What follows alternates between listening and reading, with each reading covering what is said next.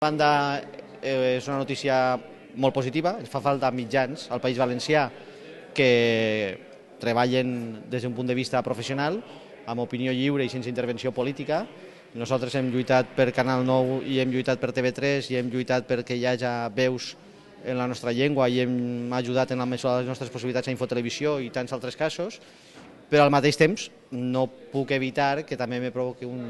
regust agredolç pel motiu que ha provocat la creació. No hauríem d'haver arribat a aquesta situació, no hauríem d'estar vivint en una situació en la qual Radiotelevisió Valenciana expulsa per raons polítiques i de gestió econòmica difícil de qualificar de manera educada als seus millors professionals i fa malbé un projecte il·lusionant d'una televisió pública de qualitat i en valencià que, això sí, espere que puguem recuperar relativament pronte i espere que al recuperar aquest projecte aquest nou mil de nou i aquest nou d'exili puga continuar fent una feina complementària. Per tant, positiu, agredolç i espere que solucionable en un futur proper.